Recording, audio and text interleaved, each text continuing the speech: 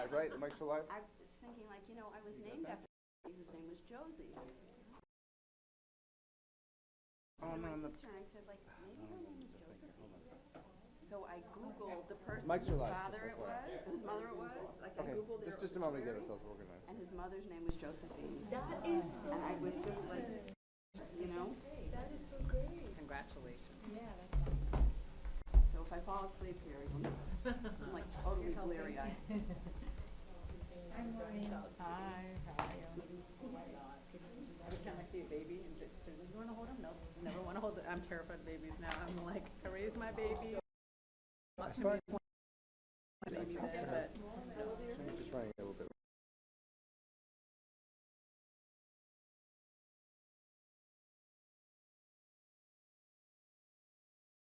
prompt them. It's how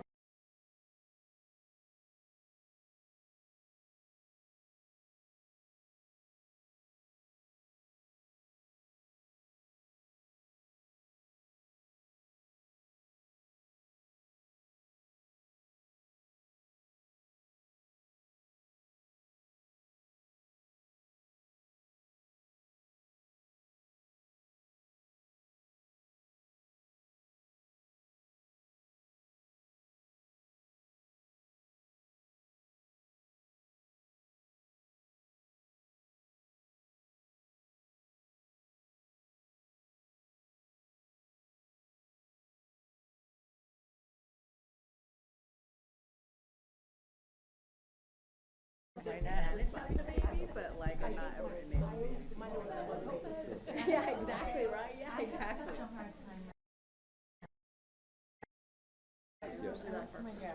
Maureen, so you know the. And now they have like little things that Yes, hold it yes. in there. Just. Yeah, I just was them in. wanting Not to like get a it. mimics the And they're like wrapped up like little enchiladas, but they're like I'm the old. doing around. It's like fascinating. Anybody knows? Sylvia. You get a lot out of that. You're hungry? It's crazy. It's good, but it's cold, so it's never good. Aw. You know? I don't think. It's better than being being hungry. Poor ducks.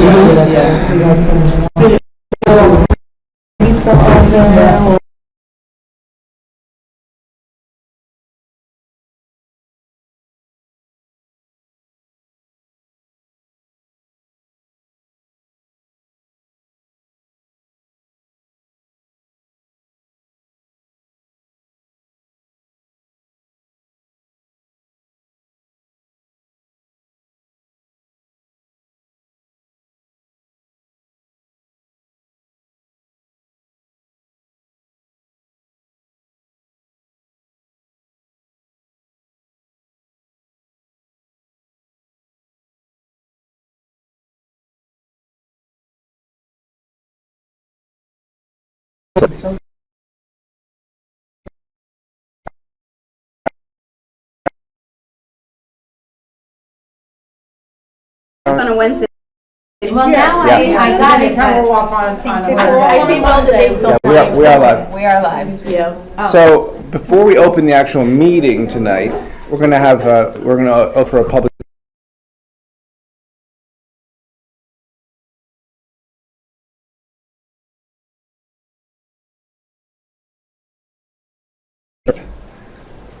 No? Okay, thank you. Easy. That was easy. So, there's no public for comment on the District Code of Conduct, so I'm going to Hudson Board of Education for September 27th. We're going to, well, I should note, Dr. McCursey's not here tonight. He's doing fine, but has COVID at home agenda. Do we want to hit any of that?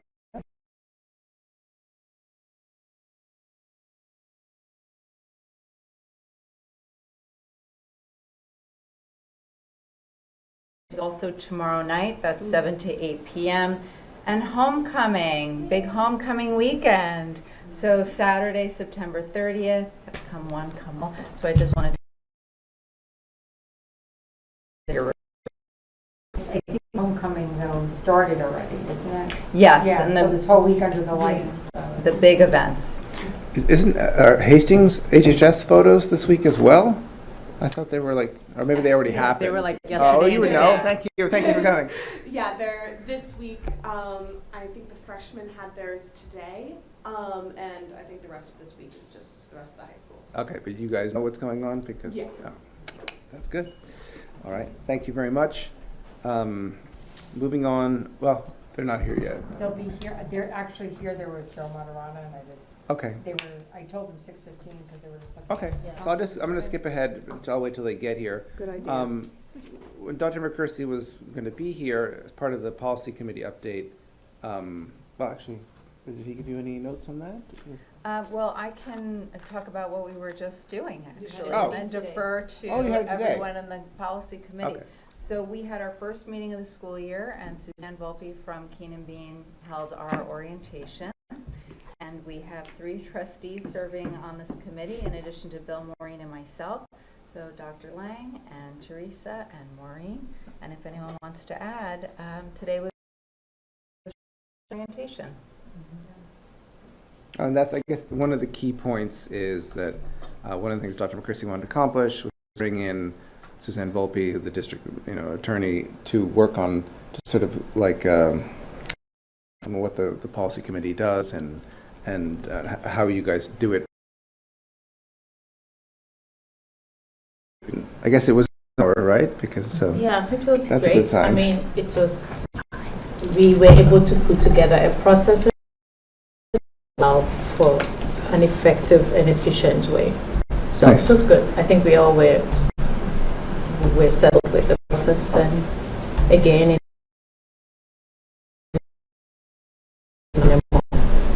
transparent. Great. Good. Thank you all for serving an You said it all. important committee. I want to keep public comment for after the facilities committee report, so if we can, drop down to item 5. I know that We're going to do LinkedIn- facilities committee, or is that part of the? I just want to. Yeah. So, we're okay skipping ahead to the superintendent report? Any highlights? Sure. So there is a very comprehensive report from Dr. McCursey linked in here.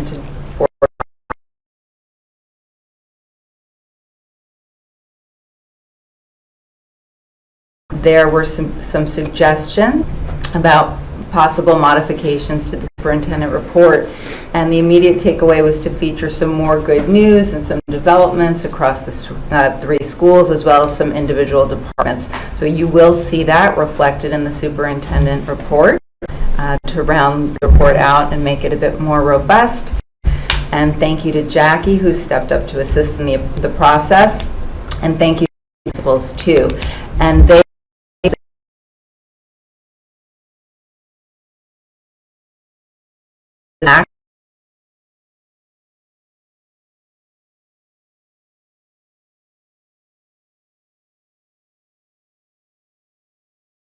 Okay, thank you.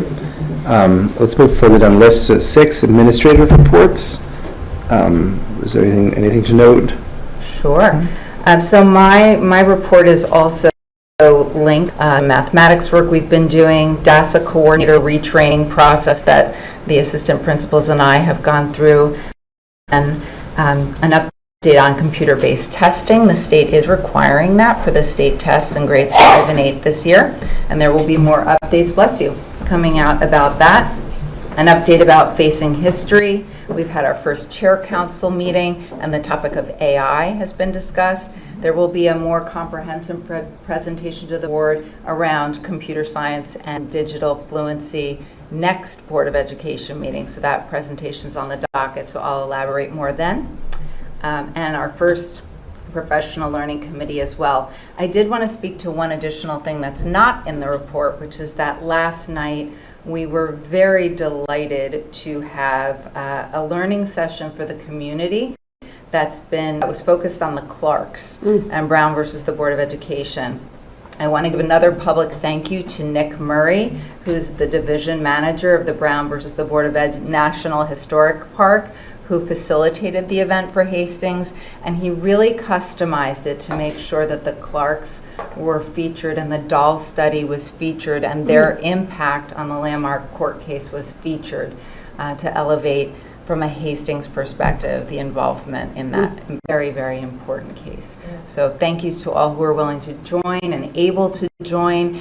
The link is going to be posted on the website, approximately 1 hour in full, including a question and answer session. People typed in the Q&A in Zoom, and then he answered the questions live. So I don't believe you can actually, you know what, there is a transcript running. We had a running transcript, so you should be able to see it. But in the event that the questions are not visible, he repeats them and he teaches in on that. So I do invite all of you to view that. It was really quite special for us. Thank you for making it available to people Yeah. to see. Fantastic. It's like such a wonderful thing that they're doing this. Yes. Yes, and it was the first, well, the art installation at the installation at the high school lobby is also, happening at the same time before that moves to the Hastings Historical Society. But it's the first of a series of things happening for the Clark Commemoration Project. And I know you heard from community members last Board of Education meeting about some of that. It was really special. Yeah. I think this is incredible. Like, Hastings has been a pacemaker, putting the pulse on real change.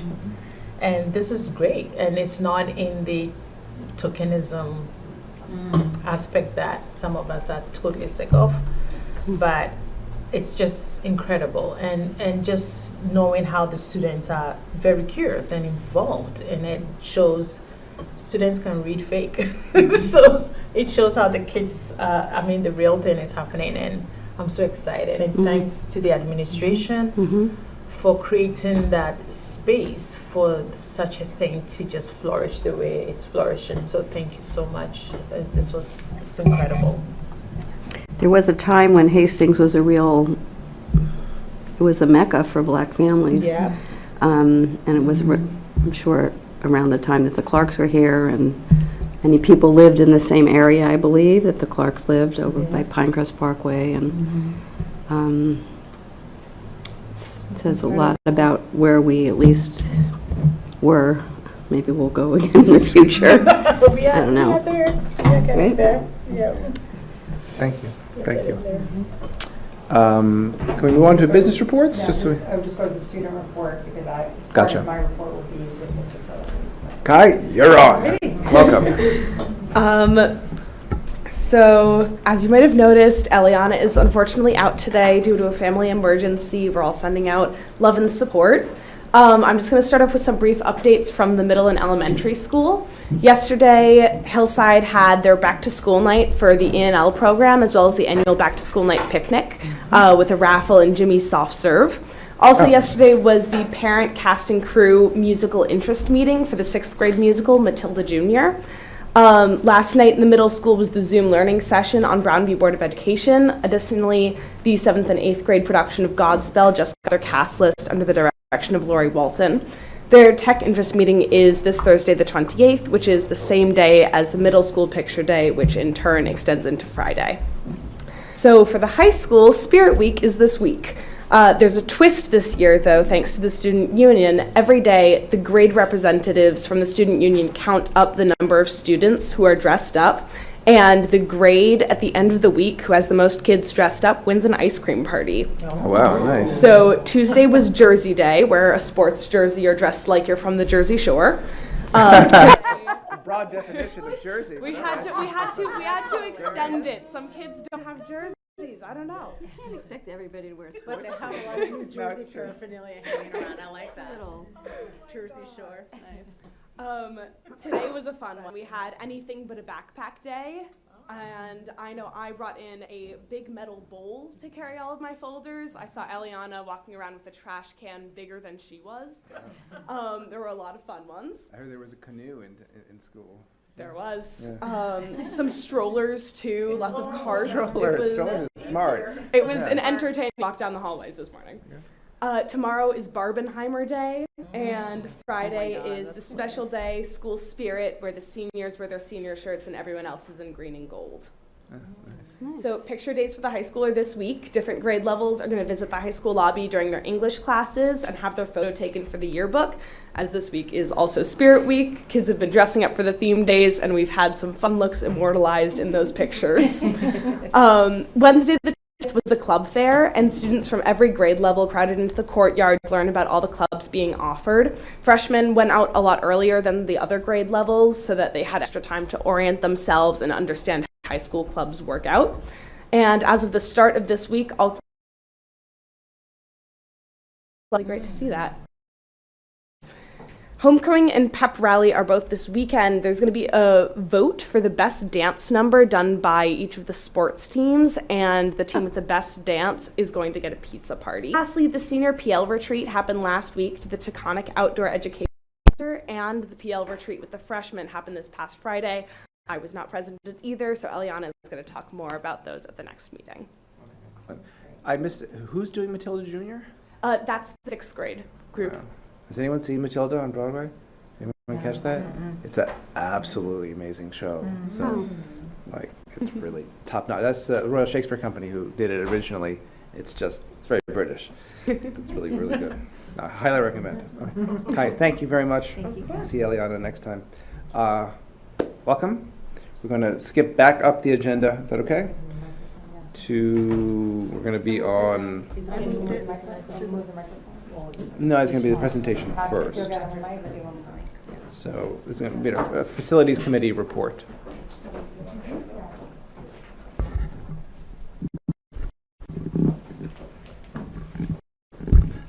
So if I can, do you want me to provide some background? Yes. Or okay. So we met, I guess it was just last week, and we received a report from H2M as our architects and consultants regarding a small bond that the district wants to pursue this year.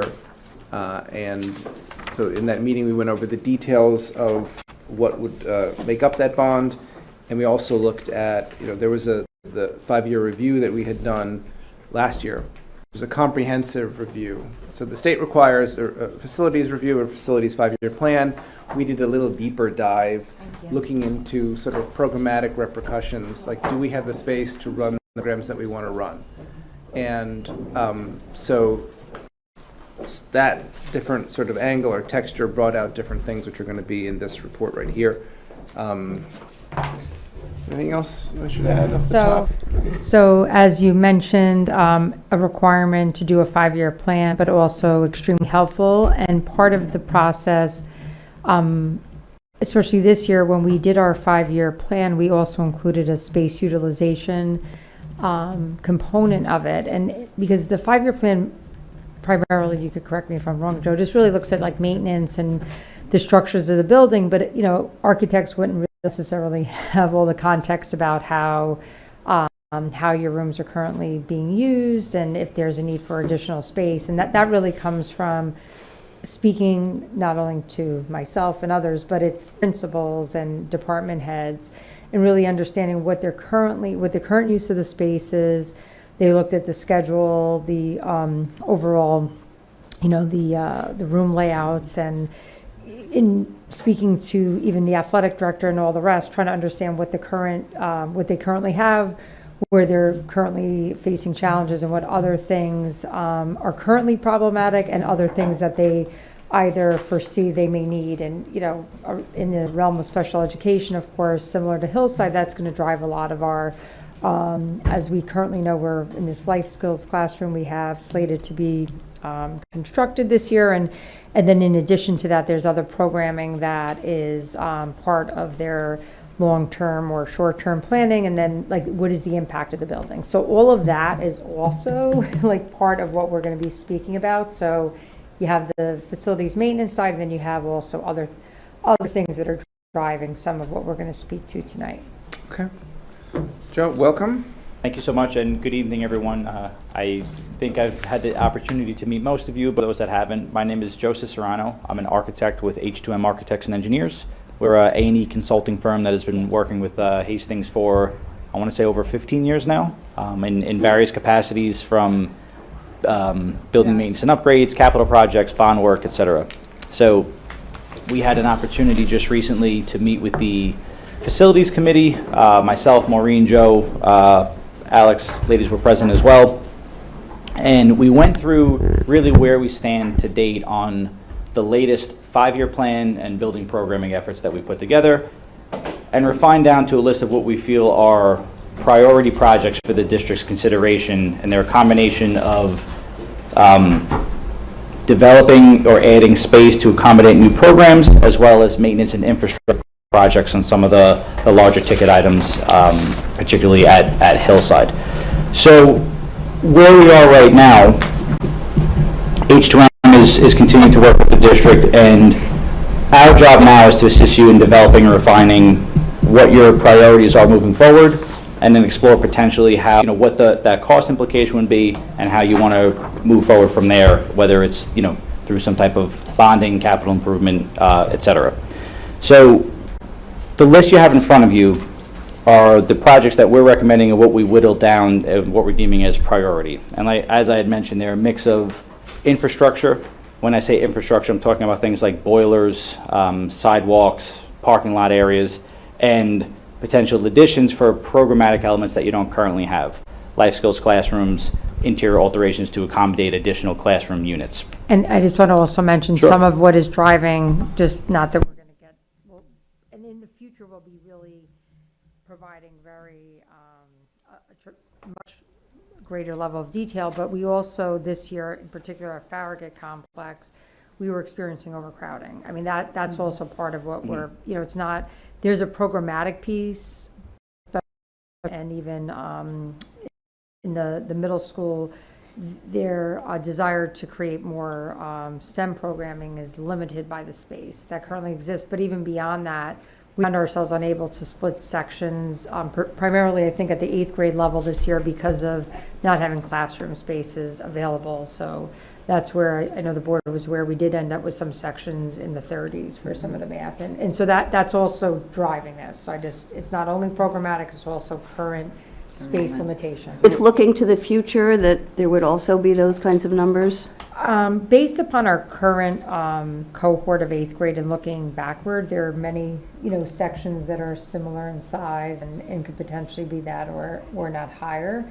I think we've been tightening the Farragut for a bit, but now that's a really specific example of, not even being able, even if there was a willingness to hire additional teachers, which would have been difficult in itself, but really not having space to, at that particular time, without upending the whole schedule, to find, a space to put more students. So, and we've seen it, I mean, even if you're, again, not to keep going down the overcrowding, but even if you're here during the course of the day, the hallway, I mean, it's a tremendous amount of congestion, and even there's been, where we have our lockers, we're limited to where we have lockers, so that creates like even more overcrowding because of the way things are constructed here. So we've known about having some issues, but it was really, I think this year when we were unable to, split sections because of that we really understood it was, a current issue, not only a future. Yeah, no, I think we, just to put some facts to that also, we looked at the fact that it was the 8th grade math. We had 3 sections all in the 30s, Right. because there was no way to split them up, and that's a high number for any district, including certainly our own.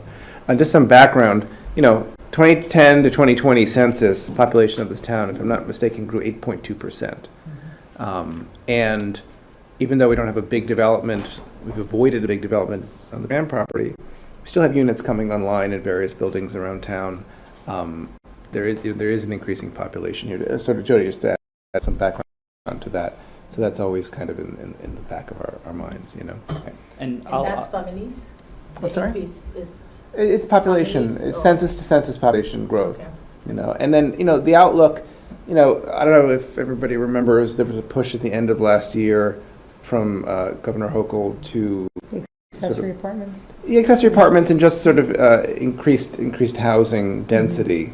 A lot of what was planned got pushed to the side, but there's still a drive to increase housing, increase affordable housing.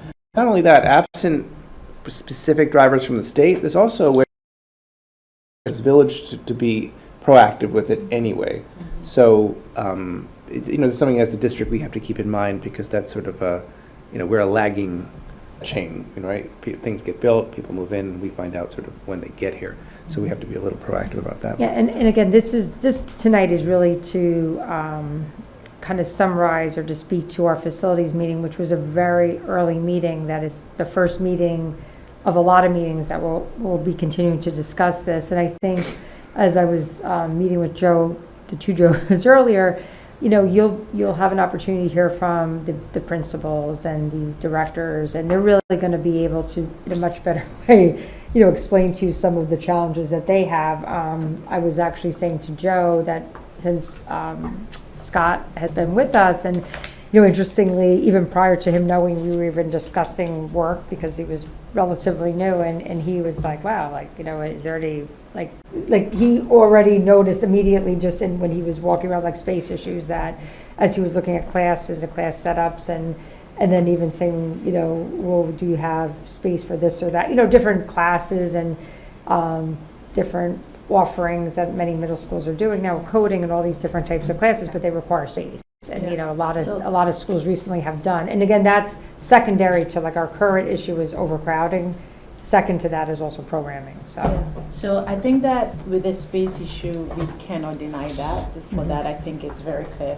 My specific question is, I see phase 1, phase 2, probably you've not gotten there yet. Yeah. Is it a prioritizing color coding? Yeah, I think we tried to say that phase 1 Yeah. would be something we would be looking to do sooner. We think is something we need to address sooner. And the others, although important, understanding, trying to be also fiscally, not try to put everything out there at once, saying, this would be something that would need, if this were to be done in the next few years, then this other kind of set of work we would be thinking we should be considering, maybe a few years after that work has started. Okay, so I wanted to clarify that only because with this, the boiler makes sense, we talked about it. But I'm not sure whether I should wait after the presentation to ask Let's questions. go down the list. Sure. Go through it. Yeah, let me wait. But let's then hit the that phase, way I can- to your point though, let's hit the phase Yes, 1 so it stays correct, yeah. together. Yeah, we'll hit the phase 1, and I'll just explain a little bit. Again, this is not set in stone. It's our first pass of really whittling down recommendations on where we want to move forward. But just going back to talking about this building for a second. So, we're on the heels of you folks just completing a large renovation and addition at Hillside. And the reason I bring that up, we're a smaller district in the sense that we only have these two locations. We have Farragut and we have Hillside. Hillside, you added an addition, God bless, Excuse me. which added both classrooms, so you added your classroom count, and you also added, cafeteria and auditorium space, which allowed you to, as a phase 2, free up existing square footage you have within the building to gain even more educational spaces, maker spaces, and additional classrooms. So the end result of that is now when we look at the enrollment, when we meet with administration and all the directors on Hillside, it's functioning properly, it has the space required to keep your classroom sizes manageable and where they need to be, and you have just enough flex space to work with even a slight increase in enrollment.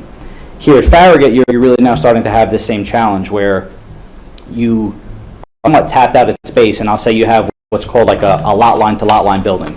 We're surrounded on all sides by streets. We don't have a big baseball field, sprawling acres that we can add on to, so you're pretty taxed in terms of how much space, utilized space you have available. So what we're looking to do in terms of potentially adding space here is follow the same model that we did at Hillside. Even if we put a smaller addition on this building, the purpose of that is going to be A, to get use out of that new space, and B, to free up existing square footage in the space that we can dedicate back to classrooms.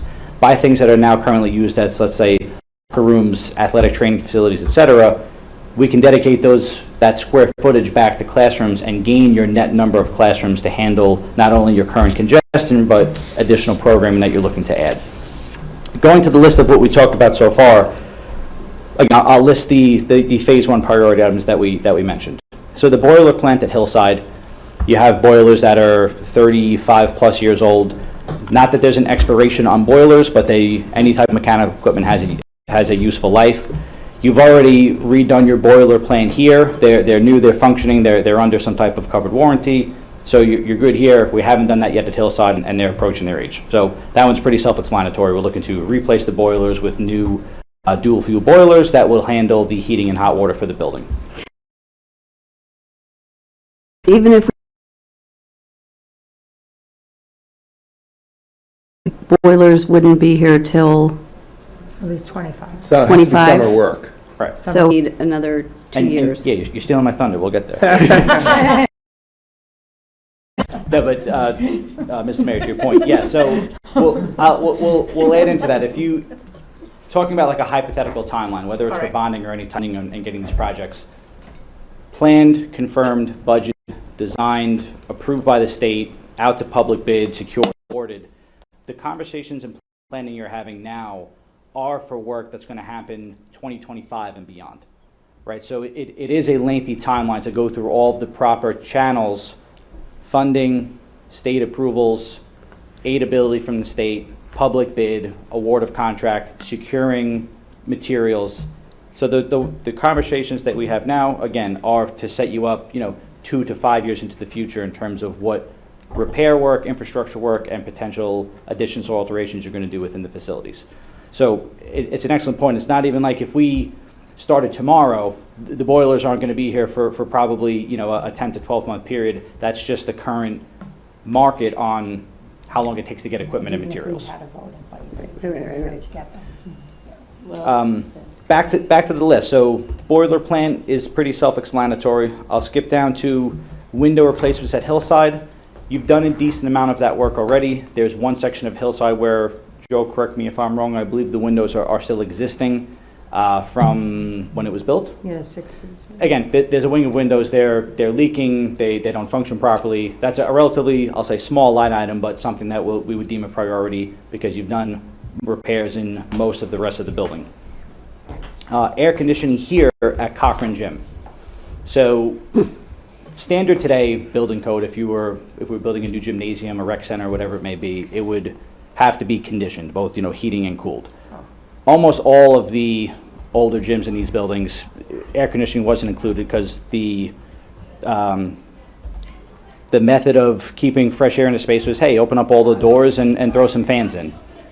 Today, with the state of the world and security concerns, obviously we won't want to have doors propped open on 3 sides of the gym, so we avoid doing that. Adding air conditioning to the gym is going to get you more use out of the gym, both during the day and evening and summer programs that will be allowed to use the facility because it'll be cooled and conditioned. Multi-purpose turf field.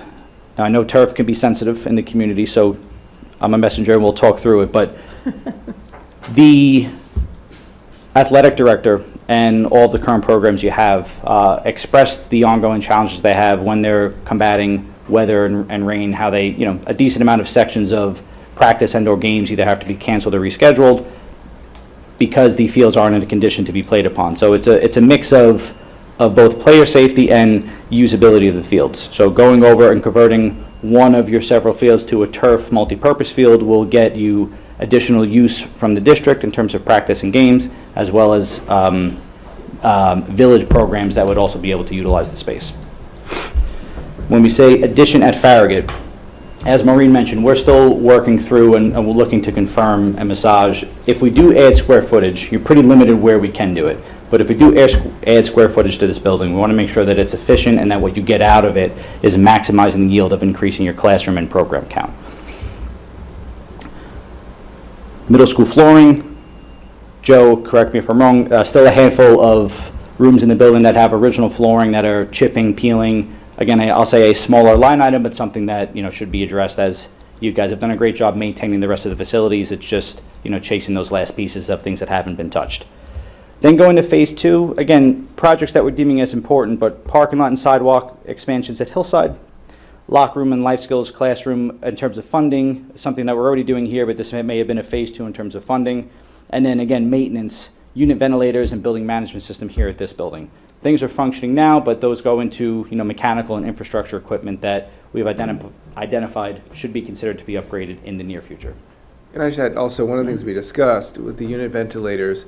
It's not just something that is it's reached a certain age and we're looking to replace it. There's a serious ongoing maintenance cost and a lot of work that our facilities crew has to do to keep some of these units running. So it's its own cost that's one of the reasons it's kind of raised to the top. Could we just circle back a little bit to the Farragut addition? Because I'm sure there's going to be some questions about what that might look like, how many classrooms we're talking about, things like that. Sure. So this is conceptual, but what we've been discussing so far is one of the few spaces you have to add on to footprint would be adjacent to the Cochran gym, okay? Going towards the courtyard, and if we had to rework a driveway or a playground. And things we were talking about putting adjacent to the gym were things like locker rooms, athletics, a potential fitness center. Now, none of that's classrooms, all right? What that would allow us to do is you have a good chunk of square footage on both the first and second floor in the high school wing of areas that are taken up now by athletic storage, old unused shower rooms that frankly aren't used anymore in the locker rooms, large locker rooms that are larger than they need to be today because of how they're used off the gymnasium. So by relocating some of those programmatic elements adjacent to the gym, which is where they're best served, think about most schools or gymnasiums you've been in, typically the locker rooms are directly off the gym. Here we have to walk down the hallway a bit, not that it's a bad thing, but it's a reality. If those programmatic elements are moved adjacent to the gymnasium, that frees out a good chunk of square footage within the footprint of the building that could be dedicated back to classrooms. So you don't have the space, I'll say, to add, let's say, an 8 to 10 classroom wing in terms of what square footage that is. But if we look at a holistic approach of repurposing some programmatic elements with a smaller addition, it frees up a lot more space within the building for you to gain those classroom sections back. And how many classrooms are you thinking that could serve the free up space? Frankly, I don't have a direct count right now. We're in concept, but what we were talking, you're probably talking at least, I would say conservatively, probably 6 to 8 full-size classrooms that we'd be able to work into existing square footage with relocating things like locker rooms, fitness, and athletic offices. If you think about now, I don't know how familiar you are with, if you walk out of Cochran Gym and you walk down that hallway, that almost that whole hallway now is locker rooms, showers, bathrooms, a lot of it which simply aren't utilized anymore because you don't have big gang showers in lockers anymore, and not every kid 5th through 12th grade is changing for gym or PE anymore. And again, correct me if I'm wrong in saying that, but That sounds right. especially the younger kids aren't changing for PE. So you have these large locker room spaces that were appropriate at a time that just, you have a lot of underutilized square footage there now. And I just also want to, part of that and that space was, that renovation of that space was slated like a few years ago, not so much as to gain back classrooms, but just they're antiquated in the shower. A lot of them are quite disgusting, quite frankly. Seriously. So in addition, it kind of gives us two things that we were going to consider anyway, which was a renovation of locker rooms has been something, especially because there's an inequity. There's like 3 times the space for the boys and the girls. So there were a lot of issues and a lot of dead space that wasn't being utilized in showers and old bathrooms that are not being used. So it also helps us because we would have to address that at one point as well. So it's just by relocating it makes more sense. Two birds with one stone. And really, Joe, if you think about it, like what we did at Hillside, once you gain the space, it doesn't necessarily mean, is the middle school going to be down there? Likely what would happen is, their high school classrooms would move down there, parts of the high school would then be gained to the middle school. It would allow us to start putting things programmatically. Yeah. The way we did at Hillside, it makes sense now. It's not like, Well, the grades were haphazard, split up, right? yeah. So a lot of things now are, I was saying, world language, 2 classrooms here, 2 here, office that isn't connected to anyone who works in world language, split with a speech and language room, with another behavioral room in the front. There's so much this also the thing is that it also serves everyone. It doesn't just serve programs and space, but it does help get things in more. And we would likely gain this space back too meaning the space we're sitting in. Things in this hallway would be shifted, which would gain us room here. So that's why it would be you put that there and then you gain a lot in interior. That makes sense to me, and I appreciate the thoroughness as well. My follow-up question with that is, I think the last time you came, I was asking whether we could build on top of the hillside space, and of course we cannot. So in terms of all of these, is there a way that when there is an improvement, it can be structured in such a way that we can go a little bit up? Because moving wider seems to be very limited because of, so can the infrastructure be said that it's not going to be like hillside where we can build on top? Right, that's an excellent question, and some of the things that we've already been talking about and considering, even if we do put a small addition on, and when I say small, I mean small in terms of footprint, that we would look to maximize and at least do a 2-story space so that you're gaining as much square footage as you can within a certain footprint. And going back to the first part of the question at Hillside, I'm not going to say that you can't build on top of the building. It would just, you can't build on top of the building without doing major modifications to the existing structure, right? So it would be, from an economic standpoint, significantly higher cost of construction to try to make those provisions and build on top than if you were able to build anew on a fresh footprint. And just to follow up on the hillside and that, so the part of the building that can be built upon, which is why we didn't do it the last time, is because it would have doubled, maybe not double, but it would have been significantly more expensive than what we did in terms of the addition to go up, because that part of the building, it has to be completely reinforced to be built upon, and we would have to be in trailers for years because you can't build upon All the kids are classrooms there. that are occupied. So if there was ever, I'm just putting it out there, if you said, well, let's just build Hillside larger and move the 5th grade, because that is something, you know, obviously we've talked about. It's not to say when we're looking at spaces, we're always thinking of all the options, right? If we were to be able to move the 5th grade out of this building up there, you know, what would that require? What would that look like? What would the cost of construction be? I mean, anything is possible, but it would be a much more costly solution, a much more long-term solution, and would also likely require us to get trailers to put the occupants in that part of the current part of Hillside into rental classrooms while we built that for like over a year or so. So there's like, you know, anything's a possibility, but that would be, I mean, I don't know, why do you want to throw out a number, Joe, but that would probably be north of 12 million or. Yeah, I mean, it would really, there's so many factors, I wouldn't. Yeah, I don't even want to throw a number, but it would but- be, yeah, it would not be as easy as like, let's just do that. No, but it's a good point, but I'm sorry, just to add this in. Of course, of course. Because according to this diagram, we're sort of soft budgeting about 3.1 million as a top ticket item for expansion of the space here.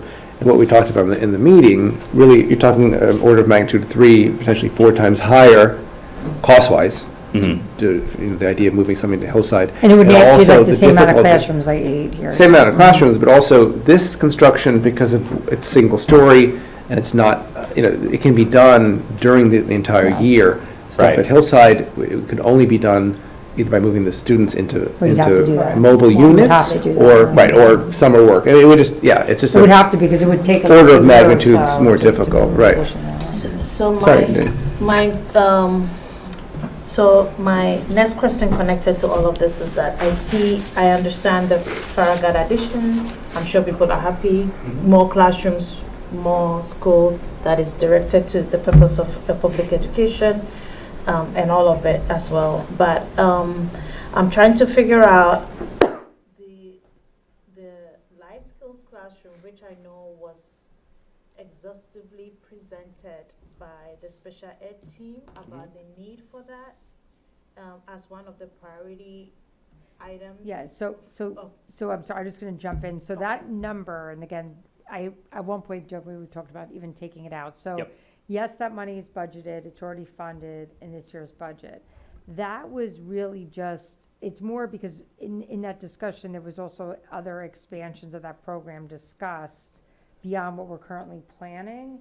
But and Joe and I just, unfortunately, we didn't update this document because this again is like, Correct. you know, fluid and emotion, and it'll be, you know, this is our first thinking about it. Correct. But I will say that as far as that, let's put that 420 more as like, we were also talking about a TSP program here. There's other things related to special ed that number is associated with. So it is kind of confusing because that was saying if we needed more money to do something else with it. But I think our current thinking is what we have allocated will be all we need to do that work, and that we won't need any more additional money. Which is 'cause not true, correct. Yeah, So I'm not. we just kind of left it as a placeholder as just to Correct. have it, so. I know that rightly so, like I'm fully in support, and I don't think we should take it out. My only thing is I was hoping that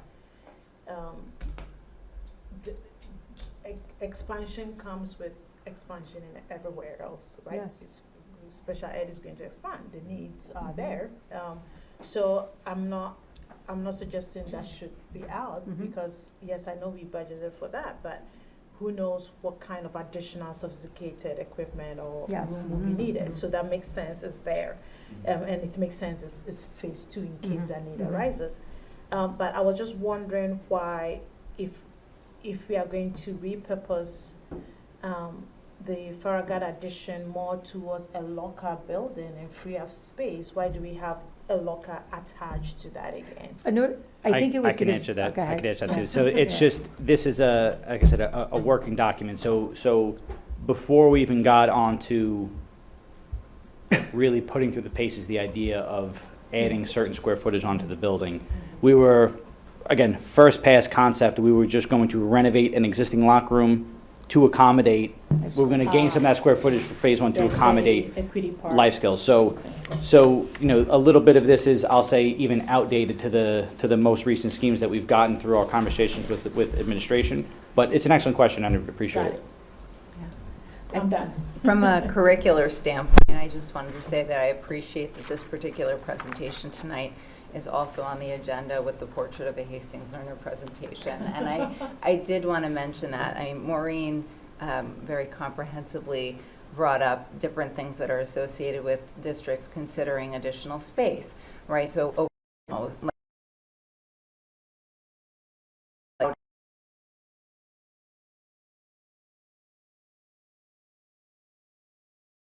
about STEM, STEAM opportunities, other things of a Hastings learner work, and being able to act on things like that, it will be important to have space to be able to do that.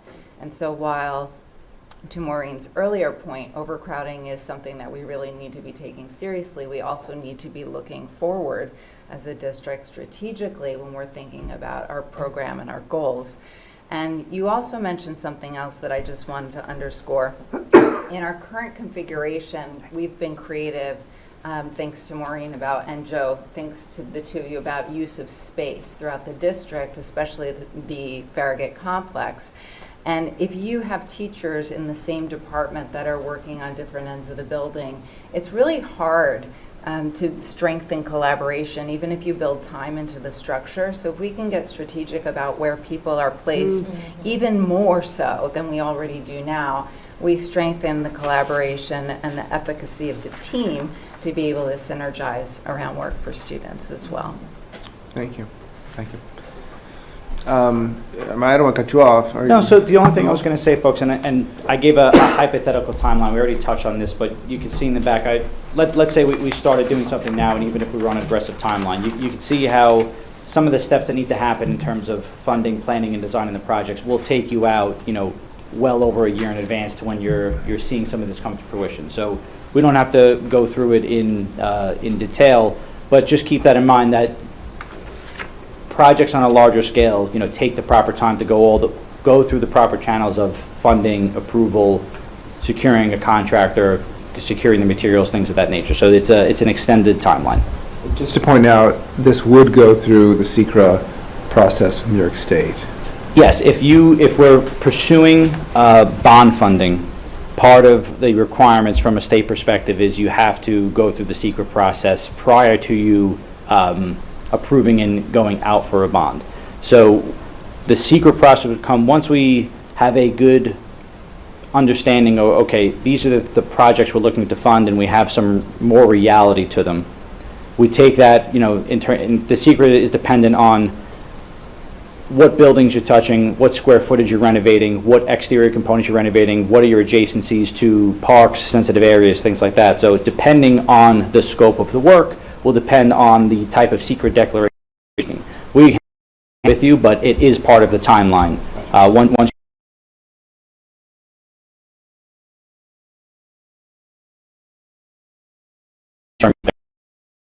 in advance of going out for a bond. I have one additional question. The amount of money over there, the 3.1 something, is it also, so there's going to be the building of this adjacent locker and shower and blah, blah, blah. The freed up space, will that money be used to do the reconstruction into classroom as well? Or this is just for the addition that is going to be done in order to free up this space? Right now, this is just for taking like an addition, I'll say turnkey. Once we refine concepts of what we're going to do internally in terms of that classroom renovation, it depends on how major the construction is, because you guys have a very capable staff here, so there's a lot of things that you can self-construct with the staff you have. To answer the question, no, that does not include completely gut renewing a whole other wing of the building as a phase 2, because there's a good amount of that work that can be self-construct. There's some of it that may have to go back out to, for public bidding, depending on how large the scope is. Right now, it doesn't carry that funding. The reconstruction of this space that is Right. going to be But freed most up. of that, we, as Joe said, because we do, like, part of our staff is 2 people who are dedicated to do renovation work. And yeah, so a lot of the Happens work every we year to do, a certain extent. like additions and things like that, we cannot handle, but even like, more than half of the, a lot of the interior renovations here, so some will, like HVAC or certain things if we have to bid it out, but then the remainder they do because they're able to and they're licensed to do it, so. Yeah, that's important, Yeah. just to point out, Joe and his crew, we have a lot of trades skills in the building. They do a lot of space reutilization, really every year, there's some aspect of it, so it's a lot of in-house stuff. Yeah. And listen, there's some larger scale construction that, you need to have a capable general contractor or a specialty contractor on, but what Joe and his staff are also competent in managing, I'll say, some of these, smaller or even decent-sized interior renovations. You can leverage vendors off of state contract. So for things like localized abatement, flooring, they can go for smaller items. They can even bring in contractors that are already pre-approved on state contract to handle some of that smaller interior renovation work. Just a question on, this would assume that we would approve in December and the bond vote would be in February, is that right? Yes. Yes, and again, hypothetical, but I wanted to demonstrate these to you just so you get an understanding of when we start a clock of what that timeline looks like. But yes, that's what this timeline would lay out. And then the second question, is there a way within, I guess, the phase 1, and this is maybe more for you, Maureen, to kind of maybe make options as part of the Yes. vote? Yes. So in case, like, so the Yes. whole thing doesn't go down? Right, so Correct. yes, we already Correct. kind of That's discussed important. that. I mean, just as I'll just, obviously, we kind of know what may be more something we want to do, things that are, so typically, yes, we did that with our fields. When we did the field, the second vote, we actually did option A, which was, like, you had to vote option A, and then there was like a B and C to allow for that flexibility. And one option was less expensive than the other, and, you could technically have just voted for A, and then we would have been able to do X, and then the Correct. B and C were like add-ons. So that is what most districts do, especially, like a turf field or something like that people may have a higher concern. I think there are things on here that, quite frankly, with the timeline, and if things get voted down, there's at least was like 45-day period before you can start Yeah. putting something out. I mean, that extends it another 6 months, and then we would be in the following year for some of these, and I think that would put us at risk. So my suggestion would be, if we have any concern about items that we don't want, other really important also infrastructure, boiler type things, we would want that to be option A, and then B is, you could have A and B, but, you have to vote. It wouldn't necessarily fail the whole bond, so. So Good, my okay. question for Yes. you, Maureen, is it kind of follows along on what Jody had asked before. If the finalized scope presentation is anticipated that it might come to us in November, does that mean between now and November, we would hear from folks who could actually speak to the programmatic implications or Yes. needs that are, so that we could really tease out like what it means? Like, obviously, the infrastructure items are kind of like, you need a boiler, you need a boiler. Right. But in terms of like what the addition would actually provide, what the, whatever, at least these big ticket items, like what it is that it's going to be, or like the turf, the field that we're talking about, and how many games they could actually play. I mean, Yes. it's those things, obviously, as we get into the nitty gritty, that everybody wants to know that they're actually, voting to support. So Yeah. I'm just wondering if No, between now, every- since that's basically a month, Yes, at this yes, point. and yes, and I think similar to Hillside, I mean, you really have to show, like, everything needs to be I think like Joe said, we kind of know we have a space issue, we kind of are looking at options and what that would provide to us, and then we have to understand like, well, what exactly are we gonna gain, right? So that, all of that, yes, we would be able to provide all the information about like what the net gain would be, and then of course how then it would be utilized, and you know why in fact we And I'm need it. asking, that wouldn't be brought to us not necessarily just by you and Joe and No, like no, no, these folks, no, but I'm I- saying like actually No, like our athletic director. No, and- no, I actually had just said that earlier. I'm sorry, I probably, it was missed, but I had said that, you know, would I envision at least in like come October, mid-October, late October, we do need, as Joe said, all the people. I mean, he met with people, we were there, but it was, you know, mostly driven by really, it was everyone, director of guide, like the entire, they looked at the schedule, they looked at how everything was being used, and yes, so it would be the principals, director of special ed, director of athletics, and all of them, because they're the ones who can really, I mean, honestly, I wouldn't know whether they would need extra classrooms unless they told us, so No, that's all, you know, driven on. Terrific. Yeah, so we know we'll need to get into a lot greater understanding and detail, and also understand what that would then provide us by doing this work. And similar to, I know Drew has already worked on some things in putting a slide deck together in terms of, you know, what we could gain from it, but I think then he could also share some of what the challenges were. This particular fall has been very rainy, so I think he has some like real-time data to kind of share with you in terms of all the cancellations, and for schools that have turf, you know, what then, you know, outside of lightning, you can play, right? So Right. what that would have looked like for us, so. He does, I know he has, I've seen the presentation, he has that ready to go.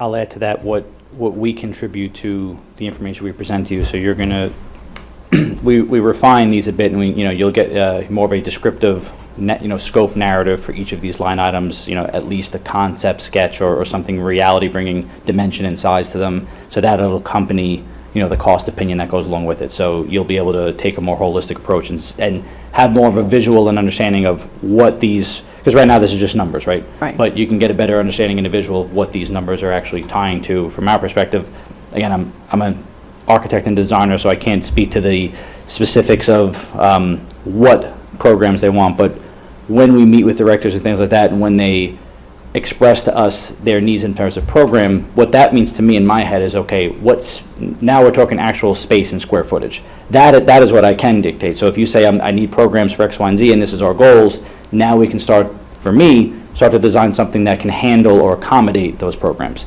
But I would rely on the administration and directors to present those programmatic ideas. Right, I understand. Any other questions, comments? No? So thank you, folks. Again, Thank we're you. going to continue to work on these concepts along with Maureen and Joe, and I'm sure we'll be seeing you soon. Soon, yes, excellent. All right. Thank you very much. Thank Thank you. Joe. Thank you.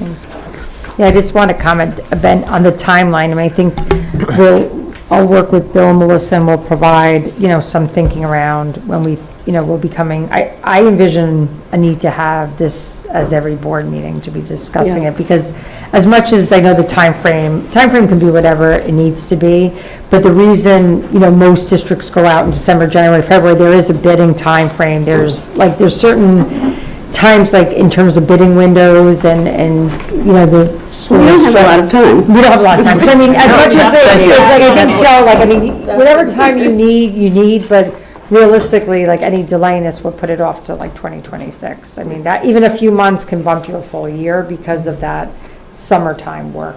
Gotcha. Like time. So that's why we're on No, a kind no, of no, for a sure. relatively Yeah, it makes aggressive timeline here. Okay, thank you.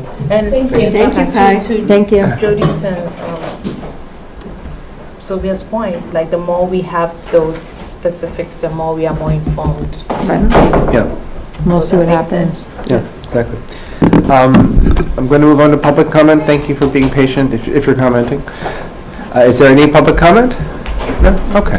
Oh, patience is a good thing, I think. So we'll move to the business, Maureen Carbo, the business official report. Is anything else to add in there? Or are we all I think covered? I still I'm just have checking. 45 minutes of time. Just checking. I'm just cut checking. off Melissa's every time. Okay, so we're going to move on to a very important presentation. This is an update on the Portrait of a Hastings Learner which we've heard about in a more abstract way and then the process, but now it's turning into action. It's turning into real steps implemented on the ground level, or suggested at this point to be implemented on the ground level. And so Dr. Szymanski is going to give us a presentation on what that looks like at the moment. All right, thank you. So it is my pleasure to present an update on Portrait of a Hastings Learner and the action plan development. And this evening, oops, it's jumping. Okay. We will be revisiting the initial design process. I'll provide a reminder on how this work began. I'll share with you about the work of 4 very mighty action plan development teams, faculty teams that work together in linked arms. I'll talk to you about the refinement process that occurred during our summer leadership retreat and our September leadership team meeting. And then finally, I'll conclude by outlining key action steps that are outlined just in the next 18 months. Okay. This is jumping 2, so I'm going to put this down and I will just turn and advance manually. Okay. So as you already know, work to develop our Portrait of a Hastings Learner began last year. There was a core group of 30 members across all stakeholder groups, and that included Board of Ed trustees, administrators, members of the community, members of the faculty, and students were part of this process as well.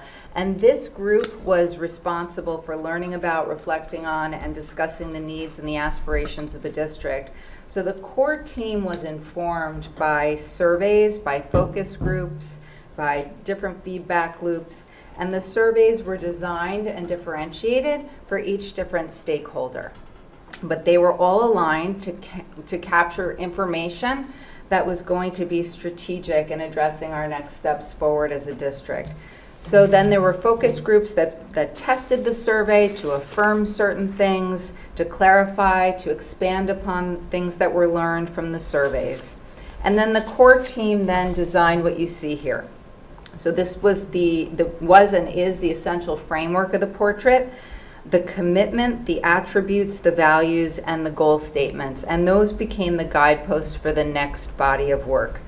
So we looked at models in other districts to see which way we wanted to go, and we came up with this, which is a more innovative approach that's just specific to Hastings. Not that other districts haven't been really innovative and amazing, but we customized it specifically for Hastings. And also, I do think this is exceptionally unique. We had a student artist that designed our logo, and I do happen to know through my work with Jackie Saviano from a PR Lens and her connection with Ezra Elliott, who's our art department chairperson, we are continuing to explore the use of student artwork to elevate different portions that are coming forward. So the Faculty Action Step Planning Committee was then formed. So first the core team, which had 30 members, then we've got the Action Step Planning team, and this was a faculty team, and they designed these 4 concrete action steps, and those were aligned with the 3 goals on the previous slide. The 4 that you see here emerged, and then from there, the students got involved. The feedback from the students was really integral. So these action steps moved to the students. The students wanted to make sure that they provided input on how to bring those 4 action steps to life in the best way possible, thinking about the student-centered perspective. So members of our high school student union stepped up, and they facilitated some discussions, some little focus groups with small grade level groups of middle and high school students. We, with the students, we planned the process right in my office, and we talked through the facilitation moves, and we had a session, multiple sessions together. And then they, in turn, wanted to directly lead the work, and they went out with the small groups. This was what we designed, and this is what they implemented. And then they gathered feedback from the different grade levels. They brought it back to me. We unpacked it and explored it together in my office, and then they very astutely offered to bring the student voice in person as students to the adults in the system. So not only did we talk through it, but they were talking about how they were volunteering to share it. So we moved into an action plan development process, and there were 4 action plan development teams, and those groups were created around the 4 individual action steps, and they were charged with designing plans associated with those respective action steps. So each session began with the student voice. The students came and they provided an overview of what they learned from their peers in the middle and high school, and they answered questions directly from the adults. And we really dedicated the whole entire beginning of the action plan development session to that, to a Q&A, to really processing the student voice in this. And one or more of the student facilitators were the ones that shared the input at each session. And the development team then used that to inform its planning process. And once these action plans were then developed, they moved to the full leadership team for refinement and review. So each plan had a fully fleshed out series of these, which included the steps, the purpose, the resources, the time frame, measures of success, and then how we were going to evaluate progress. So the leadership team got involved, and I do want to say members of the leadership team did sit on those action plan development teams, but not together as an entire leadership team collective.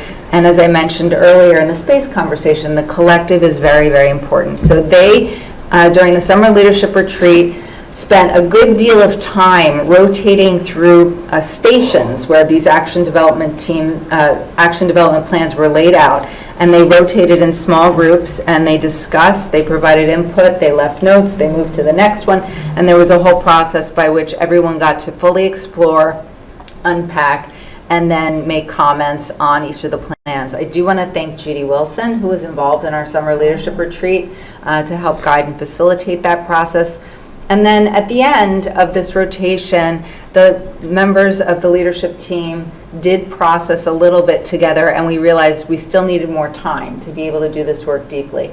So at our September leadership team meeting, that work continued, and what emerged, which were initially 4 action development plans, are now 3, and I'll explain why. So the first remained around elevating authentic learning opportunities, including interdisciplinary opportunities. The second remained around that advisory-like structure. And the third became a merge of what was originally designed around the behavior charter and the restorative practices. And if you recall, at our last board meeting, Scott Wynn presented the building discipline codes, I believe they're called, and I have that linked in here. That framework really does connect behaviors and restorative practices. And so what we decided as a leadership team is to take that SEL umbrella and link that together, so that as we're working through that last action plan that's been developed, that it's keeping both and the relationship between both front and center. So I'd like to now speak a little bit more specifically, just to outline key 18-month steps. And the first plan around enhanced authentic learning opportunities will involve developing some building-specific structures. And that means, like, when will this work occur? How will this work occur in each building? And, you know, who will be involved in the work? So thinking about it from a structural framework, how are we going to make that happen? And illuminating the bright spots that already exist around authentic learning opportunities for us to grow from. The building-specific work is going to vary across the different buildings of the district, so that we're differentiating for the needs of each one, and we'll still remain coherent, you know, across the district, thinking about authentic learning opportunities. At the middle school, led by Scott, Camila, and me, and including input of the faculty, we'll be taking a systematic look at our full academic program, so each of the content areas, through inquiry work. And then parallel to that will also be the district curriculum work, so the curriculum review cycle work, specifically, as an example, K-12 social studies. We've begun the process on right now. So thinking about what that's going to look like from a district-wide lens. So basically, for this particular action item, the inquiry itself will be the focus for the next 18 months so that we can do this work very deeply. And that will entail digging in and saying, where are we, first of all, what are authentic learning opportunities, and making sure that we are on the same page around that. Why is authentic learning so important? So making sure our purpose is front and center and strong. And then illuminating bright spots. Where do we see exemplars of this already occurring in the system? What does it look like? How do we create some ripple effects? Do we want more variation on those things? Or do we want to take something that exists and think about how to adjust that for a different content area, for example? So this first step is really around digging in deeply to the inquiry. And again, with particular focus, I know there's been a lot of inquiry focus at the elementary school with some of the academic areas over the last few years. Middle school, really digging in deeply across all of those content area while that additional district work is occurring. Okay. All right, advisory. So as you already know, we understood the need for some additional instructional minutes in grades 7 and 8. And what we realized is this creates a tremendous opportunity for us to run a pilot. And so we made some fast steps to create an immediate opportunity to move this particular action step forward. But the process is and has been as designed by the action plan development team. So what you see up there is basically what they've outlined as key action steps, thinking about the schedule, thinking about who's facilitating it, who's the committee that's going to be involved in creating this, developing the actual curriculum and lessons, and then in onboarding and training, thinking about the facilitation piece. So we are actually quite lucky that we have an immediate opportunity to be doing that in 7th and 8th grade, and we'll be able to learn from it. And then while we're getting busy with the goal of the pilot for this year in those 2 grades, there will also be a process to work through some structural pieces related to scheduling, related to staffing, which have implications throughout K-12. So thinking about how we do that, given some constraints that we've currently got. So that also has to happen while 7th and 8th grade is actually in an implementation. And we'll be comparing notes across those 2 processes to be able to think about how we move forward. And with all grades, throughout the middle school and high school. And once we know that those structural pieces are possible for the long term, we'll be digging in more to the content development for the advisory program across the other grades. And then finally, our newly merged 3 and 4, behavioral charter and restorative practices. Our final action plan is that newly combined connection between the 2, and therefore the recommendation was to make sure that we stay closely connected with those 2 areas, and it makes very good sense. And again, it's that those building specific discipline codes helped us to think more deeply about these 2 action steps. They will be, those discipline documents will become the basis to inform the work. When we're thinking about charters, we're really thinking about how do we want to do business in Hastings when it comes to behavior? What are we aspiring to? Who are we?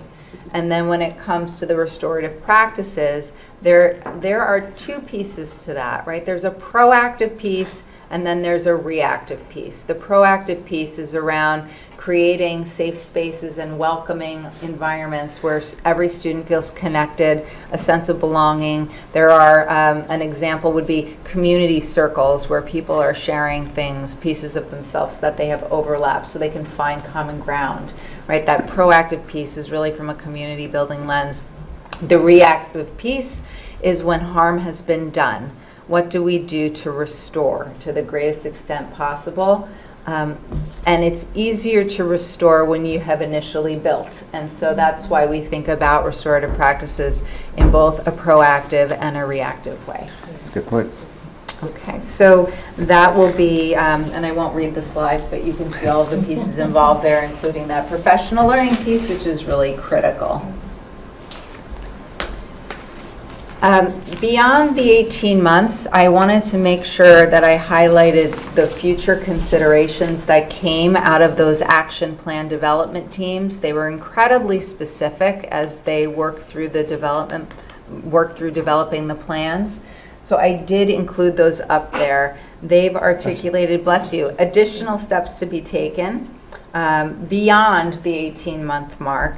And if our process data supports this approach, and what I mean by that is, okay, let's move forward with our 18-month steps, and if it's going as intended, we'll be able to go here next. If we're getting the information that's saying you're on the right track, this is exactly where you should be going, we'll be expecting to take the additional steps featured here. And I wanted to thank our development teams. They were incredible thought partners to advance the portrait. Their efforts also exemplified the attributes that we're expecting to raise up for our students. And I did want to say that, and I'm not being hokey about it. It is really quite true. They were very bold. In many cases, they decided to go all in with very visionary work. They were collaborative.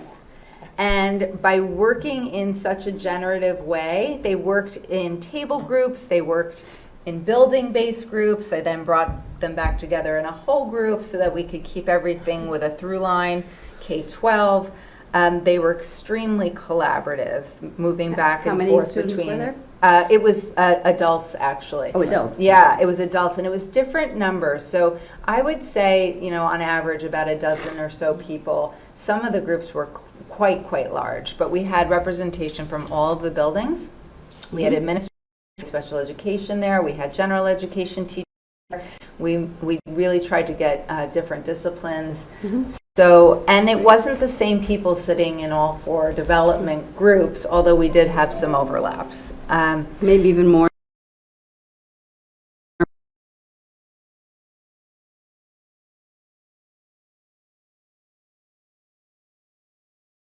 So somebody recently asked me about my work, and I can say this.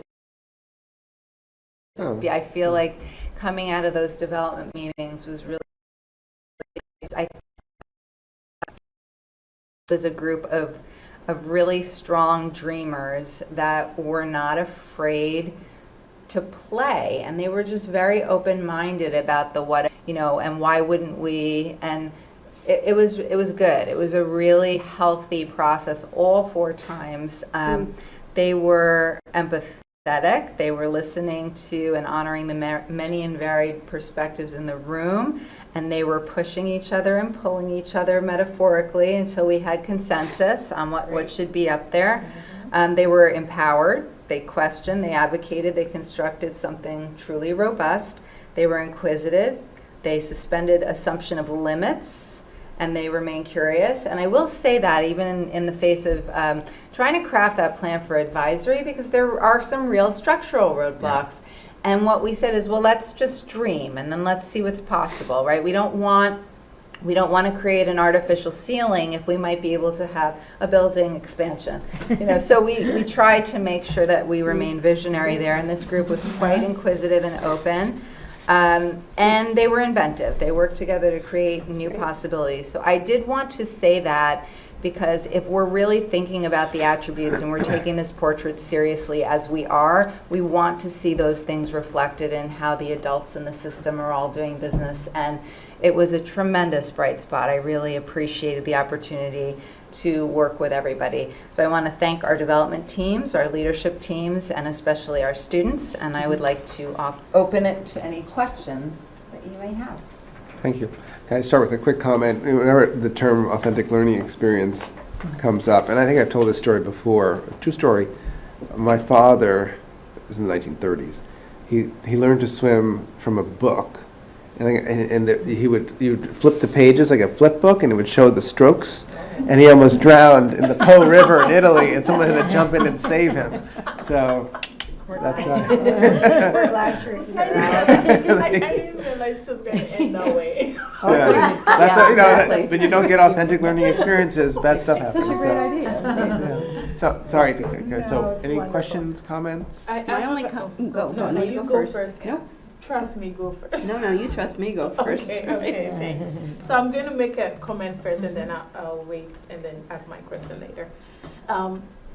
I did not make this comment earlier only because I was on Zoom when we were having the meeting, but one of the things that I love about what was put together in terms of the code of conduct and the rights and everything was the positive behavior recognition. You know, from a neurobiology standpoint, this is very important to shape culture of positivity. And most of the time we zero in on the stain in the sheet, which of course you need to clean the stain. I'm not belittling it, but if we don't also show the flower that was drawn and recognize the positive efforts that kids who are in their development are doing, and you're a teacher, so you know what I'm saying, like you have a school, so you know what I'm saying, you know, that 5-star, right? You know, it's important because it shapes, and for it to be part of it, for me, was very, like, we never really see these things there. Like, oh, there is a positive behavior recognition in a code of conduct that is there to throw light on the negativity, right? So I wanted to really highlight that. That was really good. And I've been seeing the badges that they give to the kids in Hillside when they do it. I'm like, what did you do? You know, it's pretty good to see. So That's a good point. you go and then. No, I was just going to say that I this is great, and what goes through my mind is I wish you could take this, your dog and pony show on the road to Washington. I think you have a lot to teach them. Seriously, I mean, it's, obviously, people are somewhere on the same page probably here, but still, you have to get collaboration Have to. to make it happen. One of the things that I did at the beginning of each session, and I did it a little bit differently, is I put an image down that had nothing to do, seemingly, with what we were about to do. And I asked people to, so for example, if it was advisory and there was a photo of a vase, like how is an advisory like a vase? Like something that's seemingly completely unrelated. And I do think, in addition to infusing a little bit of humor, because you never know what people will say, I actually think that it clears any preconceptions of exactly what you need to be generating. Like there's a creative element of saying, oh, well, I've never really, why would I think that an advisory could be like a vase? Like, how are they even related? But then when you start moving on it, you start to see the wheels turning, and you start to realize that there's both an art and science to our work as educators. And then to be able to share some of that out, you know, people did it for themselves, but then to be able to share some of that out at their table, and just to start thinking about how the people next to you are thinking is really interesting. And yeah, I do think that that collaborative work is really important, and when we can create spaces for each other, regardless of who you are as a stakeholder, where people feel like there's a togetherness around something, it moves it forward well. So that's my hope and my intention. Yeah, that's a great point. If I can say, from the early sessions, one of those sort of moments I remember, it became bold in the portrait, but the word that started that chain was rebel. That's right. Was what, I'm sorry? Rebel. And one Yes. person brought it up, put it on the wall, and then everyone started talking about it. And that became sort of the, even though it was only one person out of 30 of us had sort of placed it on this word map, or word cloud, that became the focal point. Everybody started sort of tossing the ball back and forth. So it was that process, 100%. It was Yeah. really wonderful. Yeah. So, Good wordle word. yeah, exactly. Yeah. 5 letters, right? I have, you ask your question. Okay. So I think when people hear the word learner, we think of academics. And I've learned today about how many things you actually do. And it seems like, you know, if we were in a private school sector, you're also like a dean, you know, and you're handling behavior and code of conduct, and so I see that in our portrait of a Hastings learner, it's not just about academics. It's also about social emotional learning. Whole person. And I wonder, do you wish that was its own thing? Or do you see it all as a continuum of learning? I see it as, I see it all as a synergetic whole. I don't even know, I'm trying to visualize it as you ask the question. I don't know that I see it as a continuum. I see it as almost like a feedback loop. Like if students are feeling welcome and safe and we're attending to them as learners emotionally, behaviorally, as whole people, they will be more primed to engage in experiences. And if we make the experiences as authentic and engaging as possible, then we'll see beautiful growth from a behavioral, social, and emotional standpoint. And I see it as this, I guess, maybe iterative, like it just keeps moving everything forward. So continuum in the sense that if we attend to all of it, we can move from point A to point B, right? And at the same time, I'm not looking at it from a deficit model. I'm thinking that there's so much we do well, and I think that we can harness the brightest spots to build even further from. You know, and I've come to learn, I'm not convinced that everybody knows what everyone else is doing at all times, right? I think that through the curriculum review cycle process, teams have reported to me that it's been incredibly helpful to hear what colleagues are working on in a, you know, in a more organized way. And there have been massive thought exchanges about, you know, wow, I've never seen it that way. How cool, you know? And all of that serves to move things forward. So I do not see them as separate. I do see them all within the realm of our educational umbrella. And I think if we attend well to all of the different pieces, we're just really amplifying learning and opportunities for innovation for students around what's possible. Yeah, I totally, I'm in 100% agreement with what you just said. And Teresa, I think I know what you're saying, and Doreen is not here, but Doreen has been about what you've been saying, academics and learning. I shared a little bit with Alex some time ago when I was talking about ethos.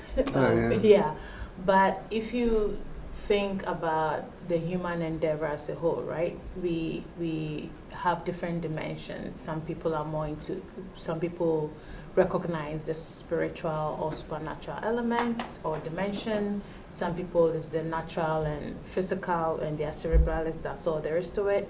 Some are social, right? Secular. I mean, this community is very socially motivated. Some are more cognitive and mental, and others are the element of consciousness and self-awareness, which the whole emotional piece is connected. And in a public institution, or even in any institution as educational, you don't know which dimension anyone is embodying as learners, right? And all of it shapes the academic piece because it's all connected. That's why when you said it's not continuum, it made sense to me. It's all connected. It's all connected. Some people may be just naturalists and cerebralists. So for them, it's just about the academics. Everything else is irrelevant to them. And others are, their human existence is embodying all those different dimensions. And so it plays into the whole, yes, it's academics, but it plays into the whole discipline. So how can the school environment have that coexistence, equitable space for all learners to thrive? And if others are being impacted in a way that is affecting an element that is similarly non-academic, then the academic is not going to happen. And so I think that navigating, yes, she's a curriculum, assistant superintendent curriculum, but she needs to, like, it's all together. We need to consider all of it, not because we are creating dogmas to rule it, but create a space of thriving. And I think that's the beauty of the portrait of the Hastings learner, because yes, it's about the academics, but how do we support these beneficiaries for them to thrive in the academics? This needs to be considered. So does that make a little bit of sense? Okay. It's an interesting point you both raised, because I think about, the social emotional side is what is sort of the enzyme that makes education happen. Like my older brother went to engineering school in the 80s. And my son is looking at engineering schools right now. Yeah, but in the 80s, engineering school was like it was one of the aspirations of engineering schools was how many kids could you weed out? How many kids quit after the first year? No, really, it was it was dry, it was hardcore, and if it wasn't suitable for you, get out. And that's changed so dramatically. When I went to look at the schools, I was a little sort of nervous about it. It's so different. Not putting any of the academics aside, but it's reaching so many more people and different types of people from different backgrounds for the better. And so that's that piece. It's so important. It's why it's in here, I think, when I consider it. So it's a good point to raise and to take a look at. So thank you. But academics should never change. It's a school. I agree. No, for sure. For sure. My question that I had was not necessarily, I have an understanding of this. I think to some extent, because we are observing the pilot. But if you can elaborate this more to, I think it was the slide number 9, just for the sake of the community as well, who have a wind about the loss of time for the 7th and 8th graders. Okay, The yeah. advisory piece, where it says 18 months, so I know that regardless of that loss of time that somehow we lost with the scheduling and whatnot, this piece is immaterial to, it's part of the portrait of the Hastings learner, but somehow it's also helping to support 7th and 8th grade as a pilot. If you can elaborate more on the benefits. I know it's beneficial, but like provide more detail to what this truly means, when again people are all about the academics, right? Why should this take the place of the academics, right? When this is a school.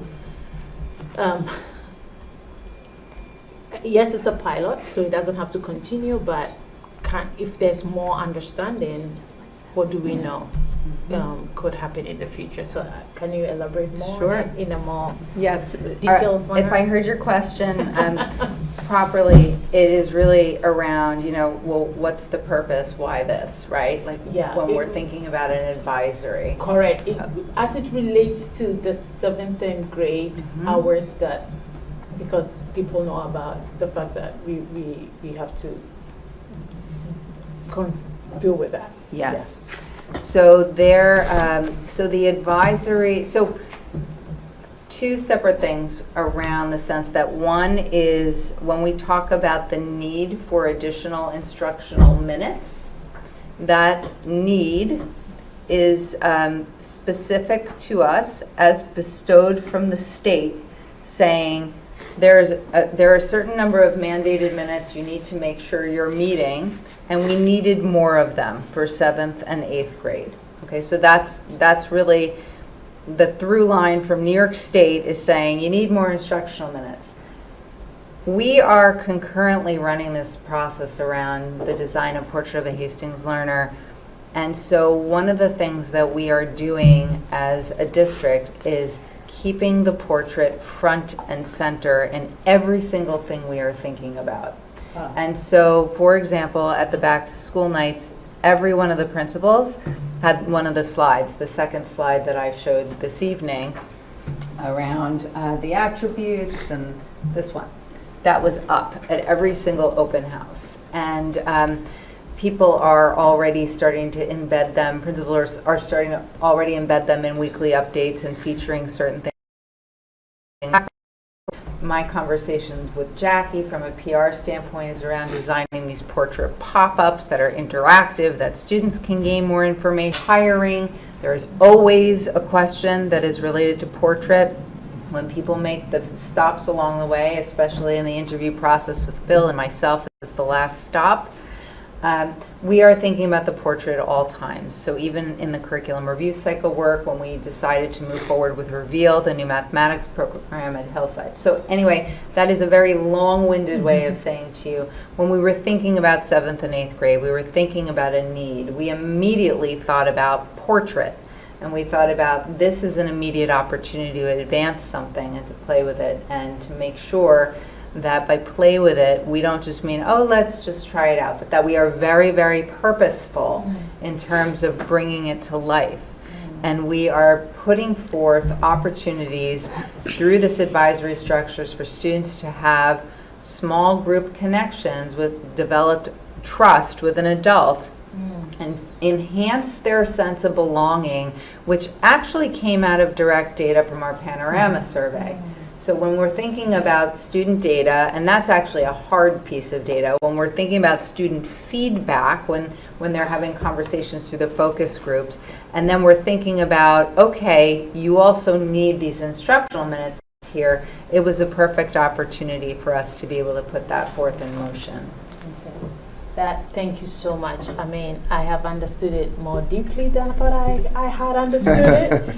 But thank you for that, because that actually brings that actionable step integrated in supporting the underlying learner's state for the academics to move forward in a more actionable way. Thank you. And, I'm sorry, go ahead. I was just going to follow on for, it does count, so that group discussion would count as instructional minutes, and it would also inform future work for that period, right? The 2:45 to 3:15. Correct. And what I can say is it's not necessarily 2:45 to 3:15 when we look long. We're not sure yet, right? So we are putting it in there right now in 7th and 8th grade because that's the structure that works best right now for this pilot. But that's one of the things that we expect to learn from. And the advisory won't only be discussion. It will also be, there will be content that will be associated with that. And so there will be deliberate movement that's happening. So I know Scott and Camila are getting busy at the middle school in terms of developing a committee that can actually look at these pieces that are here around developing the curriculum and lessons that are associated with the advisory period. So while there will be discussion format and an opportunity for building that sense of relatedness, that will also come through that piece as well. Okay, so just the days in question that are kind of on the calendar, those are the discussions, and then kind of the curriculum lessons kind of builds from that, right? But the 7th and 8th grade pilot is that discussion piece. It will happen one and the same. So anything related to that advisory structure will happen and be built into that period that the 7th and 8th graders are coming. Okay. So it'll be both. Great, thank you. I think it was a creative way to solve the issue that surfaced, and it makes sense for the 7th and 8th grade. Based on what we've seen in terms of behavioral, things that have surfaced. So I have a 7th grader. Okay. I'll see. Good. I already told him. That's right. You cannot. You're going to do something else besides academic coaching one day. So. Yeah, I think this was definitely a creative answer. Thanks. Any other questions or comments? I'll just say thank you. Yeah, Dr. Smith, thank you. Thank you. Thank you. And Big, thanks to big- everyone who's already been involved, and thanks to everyone who will be involved, which will be everybody. It's gonna be everybody at the end of the day. Everybody. It's like, Yeah, and it's been a true team effort, and we've got a lot of work to do. So, yeah. excellent. Thank you. Look forward to the next update. Moving on to business items. Are there any questions or comments regarding business items? No, the only thing I wanted to I'm sorry. highlight, no, and All it's right, not go a ahead. question, and maybe you will have a question, but I know I provided it to the board in the report, but I just wanted to highlight that we are bringing back, our composting program here. It's not exactly done the same way in business item 15, which allows a service that is known to many of you because it's a graduate who started this business. These kids are unbelievable. They have businesses. Hastings Compost Services. So we were, Benoit. Yeah, so we, Joe Moderano and myself, meet with students from the environmental club, and this is something that we had previously a few years back, and for a variety of reasons, and at that time, we had to use a service. That was a time where Hastings didn't allow you to drop that there, so it was being carted to Connecticut, so logistically, there were a lot of issues, and we were trying to do it much more widespread at the time, and we were getting a lot of, the compost itself wasn't clean because it was getting mixed too much. So anyway, we started, doing it in our kitchens, and we find that that's been successful for us. So I just wanted to highlight it because it really shows where the kids really pushed to bring this back, and they're even helping take some ownership in the cafeterias to ensure that it's, going to be working. I think we decided to kind of do it more incrementally this time. And if we, they're going to be working with the student body to ensure that 1 or 2 days a week, instead of doing like every day to try to, throw the trash. So we're happy. And then also, although not here, as you may know, that the solar project has been approved by the state, community solar. And we're hoping in the next few months, we'll start to see the construction of that on both Hillside and here. And I wanted to draw your attention to the attachments. There are 2 number 7s, and that's not an error. There are 2 different redacted contracts for 2 different students. And then the Special Education Advisory Committee action step around enhancing the professional learning around use of data is progressing really well. And we're entering a second phase of the pilot in partnership with Anshula Sobran from PNW BOCES. And so we've had really strong feedback from our faculty participants, strongly positive. You'll be hearing from the special education leaders a couple of board meetings from now. They'll present more specifically on that. But you will be seeing something on there from the Special Education Advisory Committee, and that's related to the second phase of that work.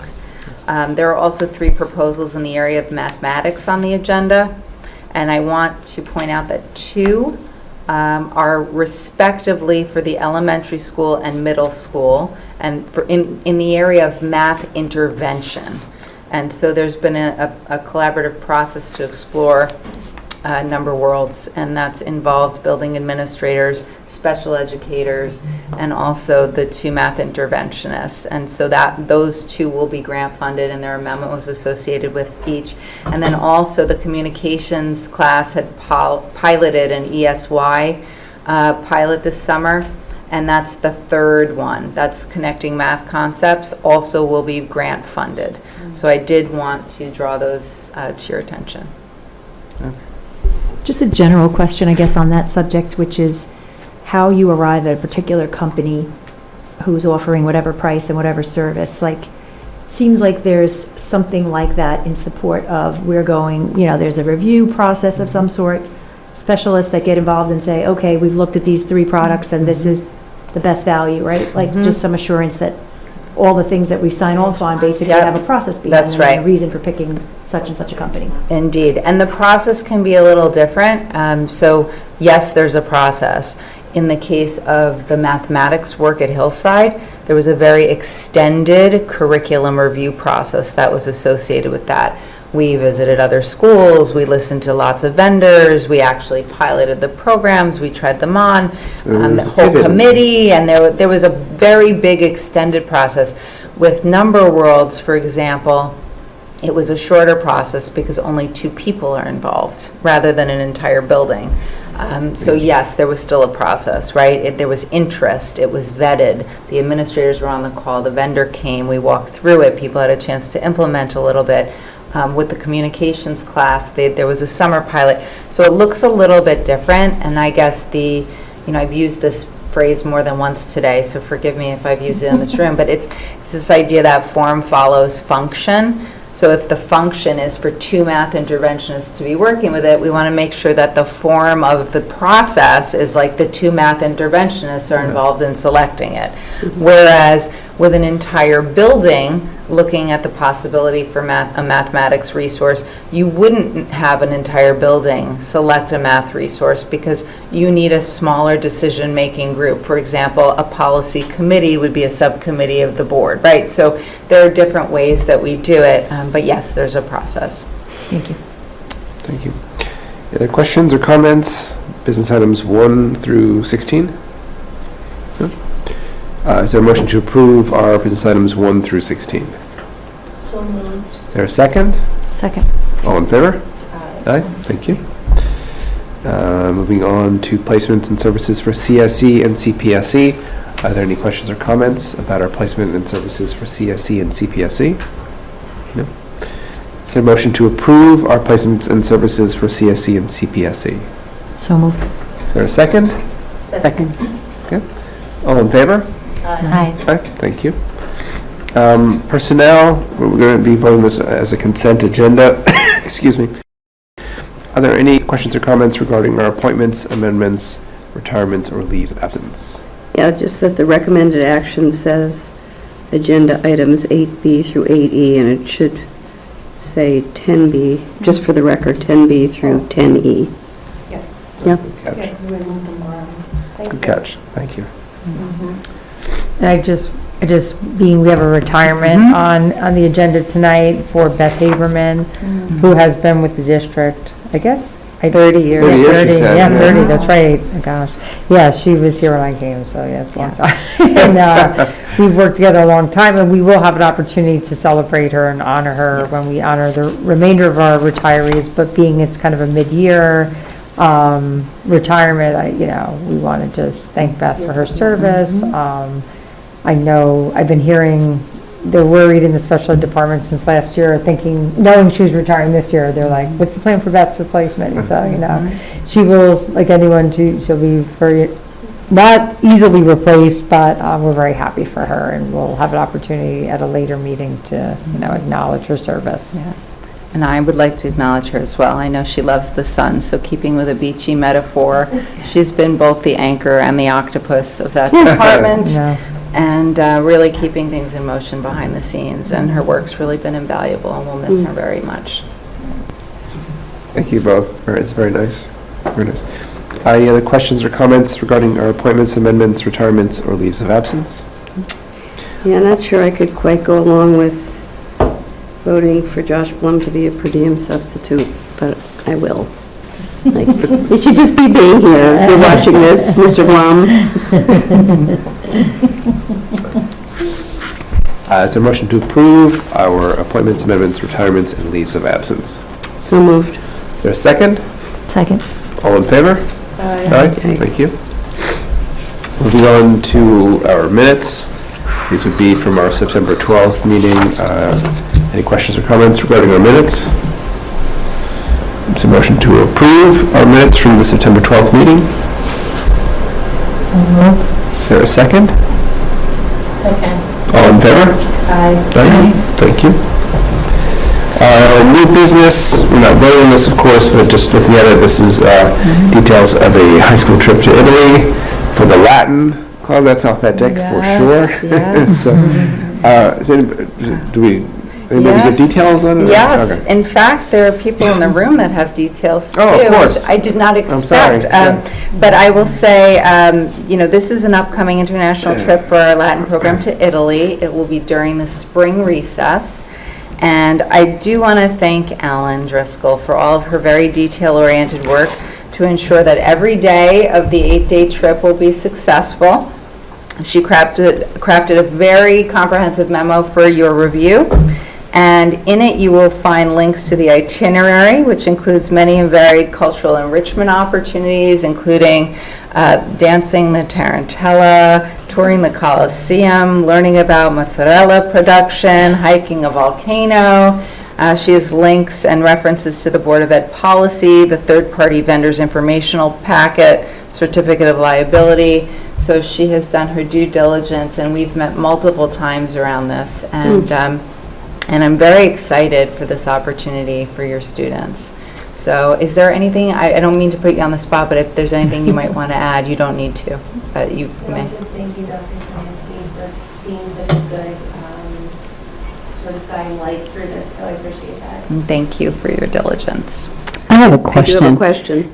Sorry. First buzzer over here. The question is just, Yeah, we're gonna have the same it's a question. high price point, so I'm wondering if there's any opportunity for there to be fundraising to offset any costs, because it is such a high I cost knew that we I'm were going to have wondering. the same question. So I'm just wondering, I'm aware too that the Spanish Club is also going on a trip to Merida, and so they confronted similar issues, although it was a little bit lower than this. I'm just wondering, in the interest of having as many people be able to avail themselves of the opportunity, I'm wondering about the money. It was definitely on my mind, and Dr. Smansky and I did speak about that, and I actually price matched 3 different companies and went with this one because of the value and because the other ones were very close in price. And so I sort of felt like with 3 companies giving very close prices, and with Europe being about $1,000 more than Mexico, it was a fair price. It's not to say it's not high, but I felt like it was a fair price for that reason. In addition to that, every student will have the opportunity through the tour company to create their very own fundraising webpage that is similar to like a GoFundMe style website, where they each get to have their page, and they get to say why they want to go, and they can send it to grandparents and any other friends that would be willing to contribute. Okay, thank you. So I think it's wonderful, and are we just is this the beginning of trips, or have there been trips? So we reintroduced, Stephen Lopez was the first one Okay. out of the starting gate post-COVID. Got it. Okay. For Mexico. So I do want to raise the same question and just put it out there for food for thought, but, and maybe visit it with Lou, because of years in the past. It's always been an issue when we used to have trips. It's often come up that there has to be some way to provide funding for students who who can't afford it, whose families can't afford it.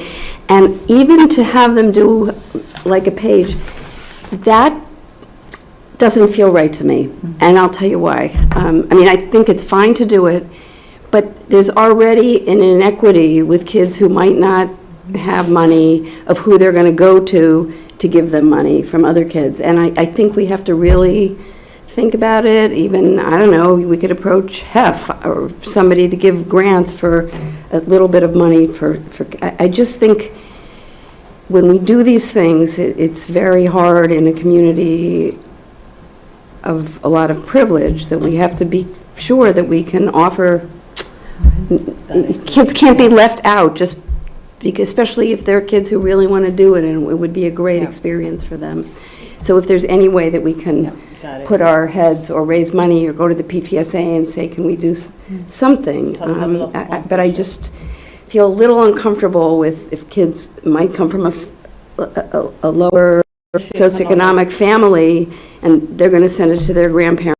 Or not that they would all be, I'm saying a lot, but I think you know what I mean. Yes. We have to be really thoughtful about it. I think it's a good point. I think that just it's a larger structural issue, that not for just this trip, but for trips in general, that we have to think about it as a district, a school system. How do we help support that going forward? Because trips, cost a lot more nowadays. Just that's the nature of it. And it was something at one point, I don't know if you were on the board, maybe not, that I think we actually ended up not doing some trips just because of this issue. Yeah, I was going to say, because the thing is, when it comes to scholarships, there is a criteria. So years and years ago, there was kind of, even with the PTSA, they give us money. We're still required as taking that money in to provide very strict guidelines around how that money is Right. dispersed. Because sometimes, there was a time in which, when these trips were done, there was like, people who knew were just kind of like, I need a scholarship. It would be like me, like, I don't want to pay that much, you know, Right. so, Right. but not necessarily, could I pay it, you know, can, could but you, you don't right? wanna pay But there much. are, that's what was occurring, so, you know, in order to provide scholarships, there has to be equal access to everybody, you can't Right. limit anybody, you couldn't Exactly. exclude, like, oh, we used the 2, you're out, you know? So, when you do things like that, you would have to have a real, like, I'm not saying maybe with this, and I know sometimes there's other criteria, now, it can't be linked to being in a class, because then if it becomes linked to being in a class, then you are required to provide, this district right. could be required to pay for it. And that, if I'm remembering correctly, that is outlined actually in the policy that it's linked to. But I do want to say, I think it's a very fair point. I think it's worthy of additional discussion. Yeah. And I also think that everyone in this room wants to make sure that we're being inclusive and making sure everyone can have these wonderful, enriching experiences that may take us internationally. So we can certainly reconnect on that. And I do want to acknowledge that Ellen did a yeoman's job of renegotiating with the company multiple times to bring them down lower and lower. And I appreciated that, because I know that was extra legwork. And even to the point around which insurance policy we were going with, to make sure that we were protecting our families in the event of some sort of an unexpected situation or cancellation. So I know that that's already been front and center, and we can continue to have discussions if there may be another offset methodology. I think it's a really fair, important point for us to be thinking about. I mean, the only thing is that, for those who call, my older, son was in the middle school, they did offer the 7th and 8th grade trips, and those were ones that were eliminated because of financial need, because it was like the Philadelphia, which was everybody. Yep. And the PTSA got to a point, they were providing a lot of the scholarships. You can't do 5 level, because Yeah. people couldn't do, and that's where I kind of saw, there is a lot of people who can't even afford to do that trip. Like Frost Valley, like $300 to $400, so, I think, they can, I just think it's hard sometimes, like kids, like, people don't necessarily feel comfortable having their kids like Well, walk around. this is a small community. Same group of We people hitting up can, everybody. we can certainly explore it further. Correct. And also, I do know we have, for this particular trip, and being that it's Latin, it's a small number of students in this case, which gives us a different that's true. opportunity, which is a really nice way to enter into this conversation as a next step. I mean, I would say that I'm going to support it, but I have some level of experience with the inequity part, and I just want to throw it out there. So usually there may be a nominal amount, let's say $500 or something, and then we are aware, and I think Dr. Zemensky, you are aware of the HEF grant that was supporting SAT in the past several years ago, and so we had earmarked money for those that cannot afford it, because, and again, it requires some level of structure, because you don't want to be shaming people that, oh, you are part of the poor people club. So you got, sorry, I didn't mean to say it that way, but literally, the way that you do it is important. And so basically there is that blanket amount that you think that if you are committed, everyone to some extent should be able to, let's say $500, $200, whatever. And then there is that scholarship pool of money that if you want more money, you can apply. Right. So that people can do fundraising, but there's also an application process that is need-based. Yes. So nobody Yes. knows where the money came Right. from. Whether you did so everybody can do the website fundraising thing, but there's the option of applying, and then need-based, you show proof, we do so at the end of the day, it can still happen, and those that need the support can still be supported. Because you may see face like the idea what they are sitting on. And you may see flashy ones that you think they have money, and you have no idea the loans and credit cards they have. So who knows? So you can never judge. So we just have to create that opportunity. So I just wanted to, it's very easy to do. So I just wanted to give that as an example. Mr. School, thank you for putting that Thank you. together. Thank Because you. I think- Thank you. yeah, Sounds as well. wonderful. Regardless of the Thank price, you. the value they're going to get out of it's going to be huge. It on is. the itinerary. Thank you. And if you need any chaperones, I'm sure. Yeah. How's your Latin? I'll work on it. Thank you for coming tonight. Yes, thank you for coming tonight. Yeah, absolutely. It's exciting. All right, second public comment. We're still with that public, so we'll move on to gender review. Just looking at the upcoming meeting, I don't think there's anything important to call out about. We're talking about 10/11. This is October 11th. It's pretty vanilla at this point. So, but we will be adopting the code of conduct, just to note that for anybody who's interested. So, okay. Moving on, board comments. Any board comments? I had one thing as I guess, a future item. I heard a bit of scuttlebutt, I guess, around the change of the 7th and 8th grade lunch/recess. That, that working the kinks out of it, I suppose, and kind of food, depending on when you go, there wasn't food, there wasn't seats. So I wonder if we could just kind of check in on that to see how things are settling with that change. And that's 5th through 8th grade, not even just 7th Fifth, or okay, 8th. so I yeah. know from 7th. All middle school students. I'm hearing lots of, I only got tater tots today. Oh, they're blaming the school, huh? Keep up. It sounds like there's such a volume of people, probably that they can't get the food in, to Yeah. accommodate quick enough, Yeah, right? I think, Are I they mean, again, reserving the other yeah, so we could definitely come back, and I think, although I was up there every day, actually, I haven't been up there this week at all, during lunch period, but I think we can really watch and, ensure, but I do think there was, the cafeteria staff was getting adjusted because between serving, the high school, it's the production, I mean, there's the ovens and getting the food out. I think that is sometimes part of the issue. I think it's working relatively well. I think there may be times where maybe depending on what's being served in a particular day, there's more demand for something or other. And there's things we can do in getting some additional pizza ovens and things. And we've talked about setting up some other hot stations like closer to the salad bar, different areas which would help the flow, help people grab things. So I think there are things that, yes, the kitchen, the people creating or cooking the food or working out the kinks, and they also were short-staffed the first few weeks. So all that being said, I think now is a good time to really evaluate like how it's working, seeing the volume of food and, because you get a sense if you're up there, I would likely see if there's kids kind of like looking, there's no pizza left or whatever they're looking for. So I think maybe I'll work with Scott and Maureen, Camilla, do and we they- can kind of just take data, like just on what's kind of occurring That would be and time, because we were timing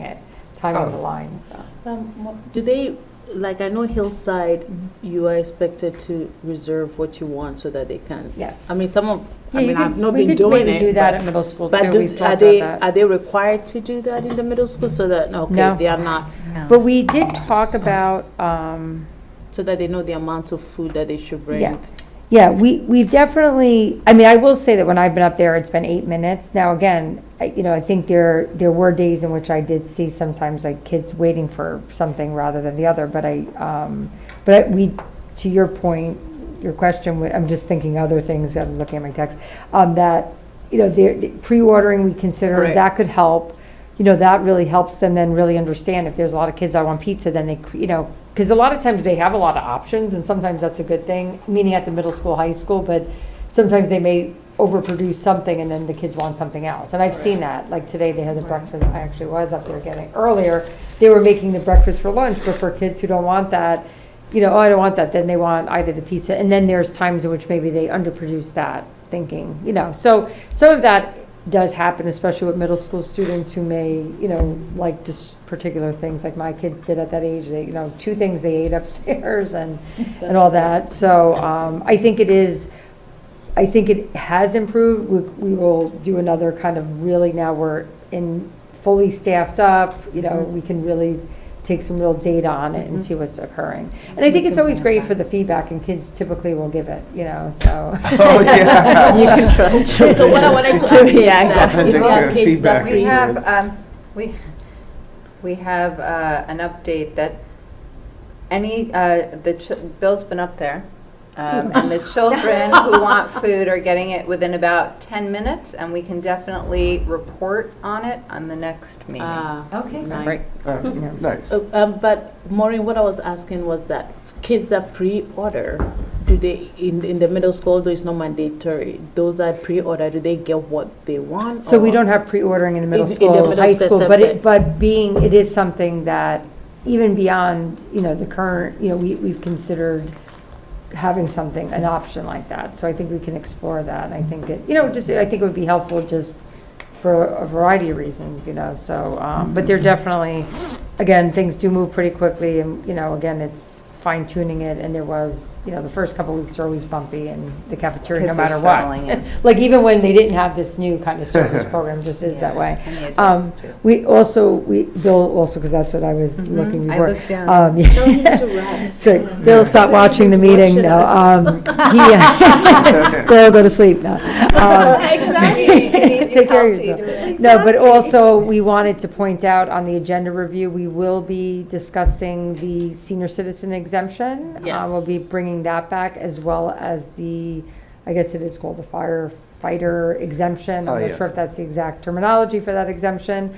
We will be presenting them at 2 separate meetings. As a reminder, this will allow the board to deliberate if you wanted to adopt those resolutions. They would come into effect closer, you would need to adopt it before February or March, and then they would be effective the following, next year, so. When are these going to be on the agenda? So I believe it's I the see 11th. senior tax exemption is Yeah. on 10/24. Yes. Would the firefighter one potentially be 10/11? No, it'd be the following in November. Okay. Is it on there? I didn't look And at I it. Oh, think actually, I'm we- sorry, it is Yeah. on there. So Yeah. just to note, firefighter exemption is on at 11/7, November Okay. 7th, Yes. and the senior exemption is on first at 10/24. Okay, Okay.